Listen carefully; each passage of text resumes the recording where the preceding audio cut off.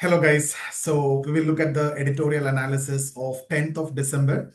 So there are three important topics that we need to cover. So that is one related to health and the other related to national identity and then disaster governance. So these are, heart of governance in India. So very important. So first one, we'll discuss right to health. So whether the healthcare is a commodity or a constitutional right? So we'll have to analyze that. And then the Vande Mataram debate, how history, identity, and political narratives is colliding here. And then we'll also look at this Goafiretragedy. So connected to this disaster governance. So that's a case study of regulatory collapse and also disaster management. Now, see, these looks unrelated, but if you look at it, all these topics reflect one deep truth, right? The fact that a nation succeeds only when institutions work for people and not for profit, not for politics, and not for convenience. So we will connect these towards the end, but let's discuss it independently. The first one, right to health, right? So why India need a people-centric healthcare model? So if you look at the context, three significant dates in December. So 10th December is a Human Rights Day. 11th December is a National Convention on Health Rights, and 12th December is a Universal Health Coverage Day. So placed together, and they send a very clear message that health is not just a service, it's a human right. So the 11th December, in fact, National Convention is organized by Jan Swasthya Abhiyan. So a civil society network, which is active for almost 25 years, and they're working across multiple states on healthcare and health rights. And over 400 experts, doctors, and activists will attend and focusing on one central theme. The theme is what lessons did COVID-19 teach us and how do we redesign India's health system for the next pandemic? But the core concern raised in the editorial is much deeper: the accelerating privatization of healthcare and the shrinking space for public health services. Now, see, when we talk about privatization, that's a structural problem. The government policy today increasingly relies on public-private partnerships, right? So it sounds good on paper, but the ground reality is totally different. What is happening here? District hospitals and even the medical colleges are being linked with private players. So that's the model which was earlier proposed by Niti Aayog. But the problem is private entities operate on a single motive, that is profit. So when a government hospital shift into private hands, one question becomes very critical: where will the poor go? So that concern have triggered people's movements across Andhra Pradesh, Karnataka, Mumbai, Madhya Pradesh, and Gujarat, and they are afraid of public health services are being dismantled, and the primary care is losing priority, and health is becoming a commodity and not a right. So once healthcare become commercialized or privatized, the most vulnerable citizens or the sections, they are priced out of the system or kept out of the system. So that is the main issue. Now, again, let's also need to discuss this unregulated private sector. So if you see India's private health sector, that is booming. A massive FDA is coming, glitzy infrastructure and the corporate hospital chains that you see, but where is the referee? Who's controlling this? See, the Clinical Establishment Registration and Regulation Act 2010 exists, but health is a state subject, and many states have not implemented the act, and some have implemented it partially or weakly. And what is the result? Result is clear exploitation in terms of overcharging, especially, it was visible during COVID-19. And then unnecessary procedures like C-section rates in private hospitals are 40 to 50%, while WHO recommend 10 to 15%. So even a normal case is also getting, the surgery done, right? Unnecessary checkups and unnecessary in all the cases. So again, there is a violation of patient rights is there, and not admitting patients until forms are signed, surgery and all these, right? And withholding dead bodies until the bills are cleared. So these are a violation of patient right. Again, lack of transparency in their pricing. It's their choice. And the National Convention here will demand standardized pricing, and then the strict enforcement of the patient charter of rights and transparent billing system.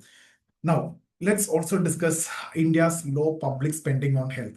So the public health spending, if you see in terms of GDP, it's just 2%. And the government spending per person per year, if you see, that's just $25, which is less than 2,000. So when the state is not spending, So who need to spend on health? It is a citizen must have to spend. So what does that lead to? That lead to, high out of pocket expenditure, and that keep the people poor. So OOPE, out of pocket expenditure, that keep the people poor. So whatever you earn, whatever you work and earn, that ultimately you have to give it in the hospital, and millions are pushed into poverty every year due to medical bills. One single accident, one single health issue, that keep you in poverty for lifelong. And insurance schemes like Ayushman Bharat are important, but the editorial is basically arguing that there should be a shift from insurance to assurance. Insurance pays a private hospital. Assurance actually strengthen the government hospital. So insurance is definitely required. So even if you have insurance,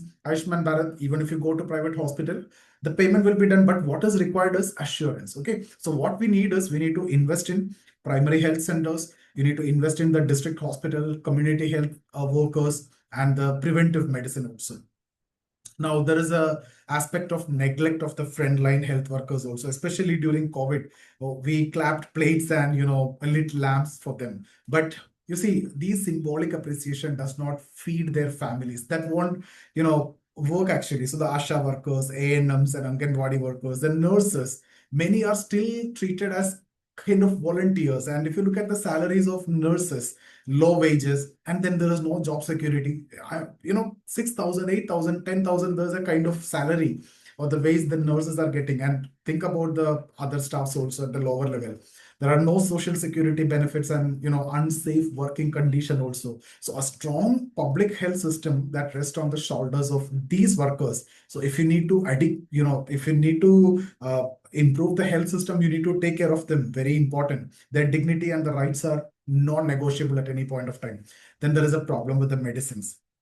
For many households, 50% of the medical expenditure is on medicine, but 80% of the medicine in India have no price control. There are generic drugs and everything, but actually there is no price control. Many formulations sold are, scientifically unnecessary. Medicines have the GST, and that is increasing the cost further. So the editorial is basically highlighting, Jan Aushadhi stores are good initiative, but that actually face supply chain issues. And the convention basically will demand revival of public sector drug units that will ensure affordable medicine for all. But still, there are challenges like private sector, in fact, excels in innovation because of the profit motive. That profit motive is not there in public sector, so that excellence will be lacking, no motivation, right? And public units may lack that efficiency mainly due to absence of this motivation, absence of the performance incentives. So what is required is a balance is required, right? Affordability plus innovation. Now, let's also talk about this one, health and social justice. Health is not only about biology. It is deeply sociological for sociology students, especially. You look at it, you'll see combinations. Marginalized communities, they face greater barriers like the Dalits, the Adivasis, in fact, the Muslims, LGBTQ, and then the persons with disabilities. So the discrimination at hospital is real. So therefore, the convention will have a special session on gender and social justice in health also. So see, health basically require an intersectoral strategy. So a hospital alone cannot ensure good health, right? So it is multiple sectors. It should be intersectoral. Health depends on multiple factors like pollution need to be controlled, nutrition, right? Climate change is connected, safe drinking water is required, proper sanitation is required, housing required, clean air required. For example, Delhi's pollution crisis, if you see, can hospital compensate for this toxic air? Impossible. So India basically need a holistic health model. That's what multi-sectoral or intersectoral model is, something which is required. So what we need to do, what India need to do is National Health Policy 2017 already recommended like 2.5% of GDP expenditure on health. So increase the expenditure and strengthen the primary health care, strong regulation of private sector. And the editor's message is basically powerful. Healthcare must be for people, not for profit. Cool. So let's look at the next one. That is related to this Vande Mataram history, identity, the contemporary politics. 2025 marks 150 years of Vande Mataram. So this is a very potential topic also, both for prelims and for mains. So that's a perfect moment to revisit history and the debate surrounding it, right? So let's understand from the beginning, what is the origin of the song? It is written by Bankim Chandra Chittobadhyay in 1875. and became famous after appearing in his novel Anandamath in 1882. So written in 1875. So this is 2025. So 150 years.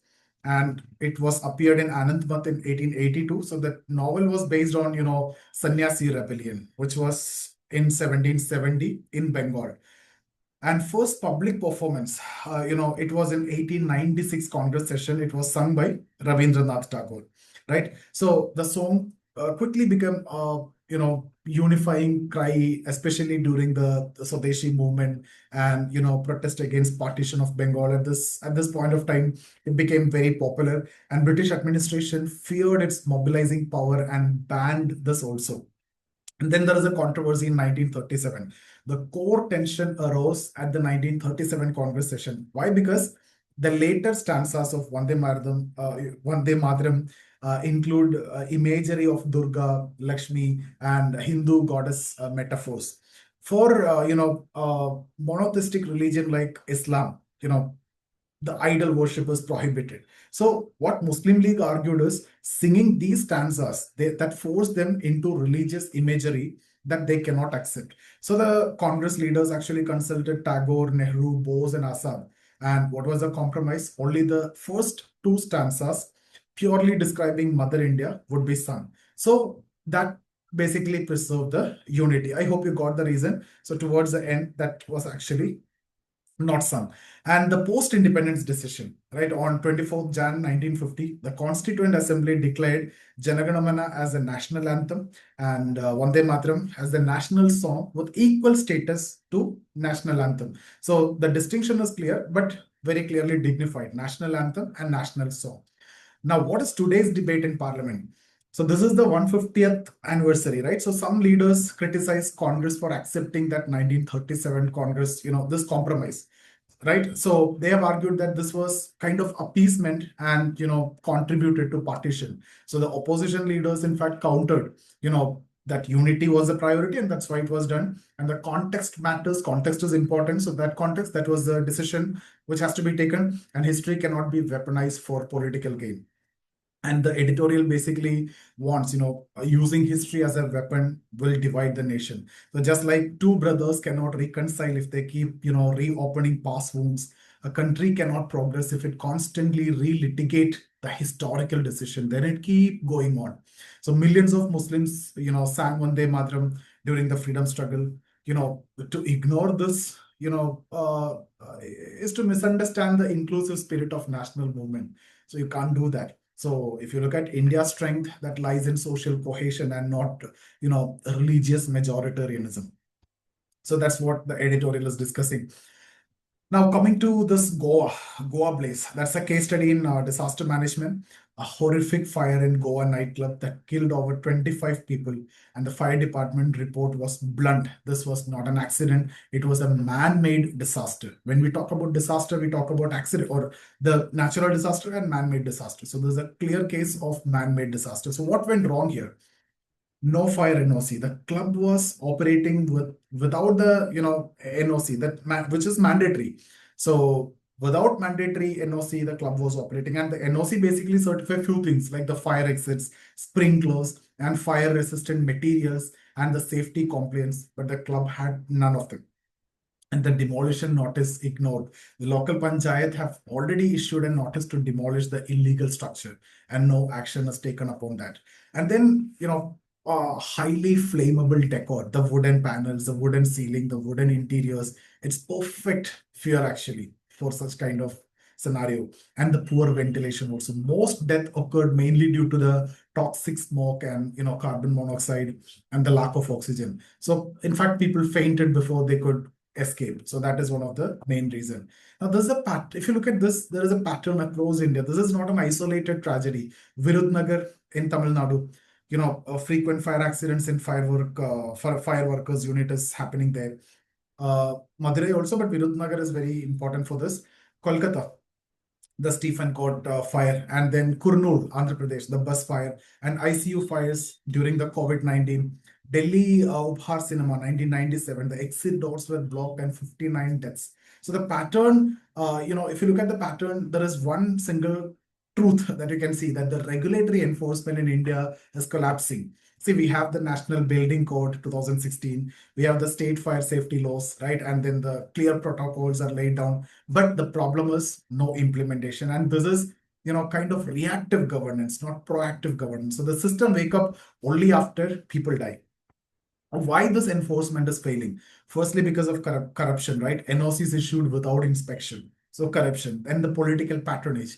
Illegal clubs are protected. And untrained staffs, the officers, right? They don't know what to check and how to check and all those things. And the casual governance culture. So, sab chalta hai. That kind of attitude. So the editorial called this as an ecosystem where the violations are routine and compliance is optional, right? So that's again very important. And the reforms suggested, the reforms required. First, technology plus accountability. You need end manual inspections, introduce digital fire audits, punish, these kind of guilt. Okay, we are talking about technology and accountability. So here you talk about name and shame on, non-compliant buildings, and then publish the results on public e-governance portals, right? Then the community participation, very much required. You empower the municipalities and the panchayats, incentivize building owners to obtain that NOCs and give tax benefit to fire safe materials. So they'll do that, right? And you need to train the staff in high risk establishments, hotels, hospitals, clubs. Staff must know the crowd management and the evacuation protocol. So see, the panic kills faster than flames. So crowd should be in a position to control. So there is a fundamental shift is required. India basically have to kill the attitude that I discussed before. Sab chalta hai. That attitude should not be there. Anything will go here, right? Unless officials fear the consequences, like the job loss or prosecution or public scrutiny, these violations will continue and people will keep dying. Chanakya said, when the state fails to enforce order, it fails in its dharma.